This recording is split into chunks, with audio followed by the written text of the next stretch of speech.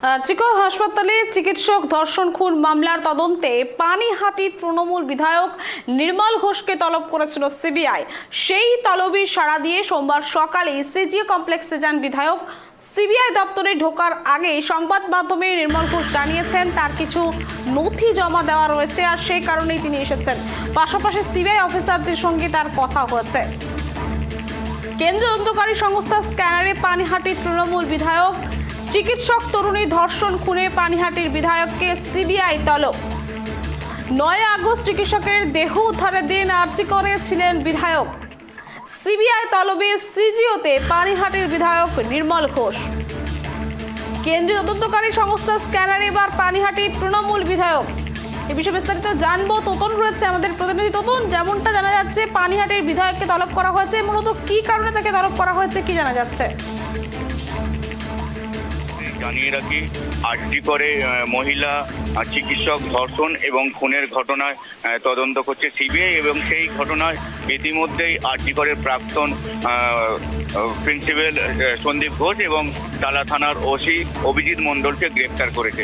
এই প্রথম তৃণমূল কংগ্রেসের একজন বিধায়ক, যিনি পানিহাটির বিধায়ক নির্মল ঘোষ, তাকে সিবিআই দপ্তরে ডেকে পাঠানো হয়েছে সিজিও কমপ্লেক্সে এবং তিনি জানিয়েছেন তার কিছু নথি জমা দেওয়া আছে। তিনি সিবিআইয়ের সাথে যোগাযোগ করেছিলেন এবং তিনি সময় বের করেছিলেন, কিন্তু কি বিষয়ে আলোচনা হবে তারাও জানেন না এবং নির্মল ঘোষ তিনি বলছেন আমিও জানি না, কিন্তু আমি এসছি, আমার কিছু নথি জমা দেওয়ার আছে।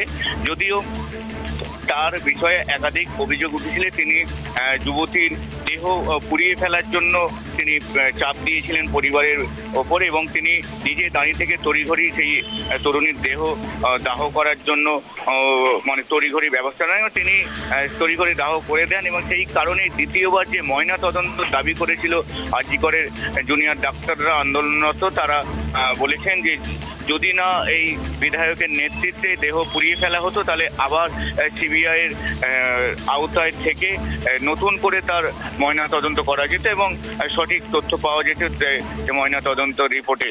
কিন্তু সেই সব বিষয় মাথায় রেখে সিবিআইয়ের তরফ থেকে তাকে ডাকা হয় এবং তিনি জানাচ্ছেন আমি সিবিআইয়ের সাথে যোগাযোগ করে কিছু নথি জমা দেওয়ার জন্য এসেছি, কিন্তু তার বিরুদ্ধে মূলত অভিযোগ তিনি নির্যাতিতা পরিবারের কাছে গিয়ে তিনি তড়িঘড়ি দেহ পুড়িয়ে ফেলার জন্য জোর করেছিলেন, এমনটাই অভিযোগ তার বিরুদ্ধে ছিল। সূত্র মারফত জানতে পারছি সেই কারণেই তাকে ডাকা হয়েছে এবং তার মারফত থেকেই সরকারের তরফ থেকে যে অর্থ দেওয়ার কথা বলা হয়েছিল, তিনিই বলেছিলেন অর্থর কথা, যদি কিছু লাগে এমনই ভাষায় তিনি বলেছিলেন। সেই সব অভিযোগ নির্যাতিতার পরিবারের তরফ থেকেও সংবাদ মাধ্যমের সামনে করেছিল। সুষমা, ধন্যবাদ তোতন।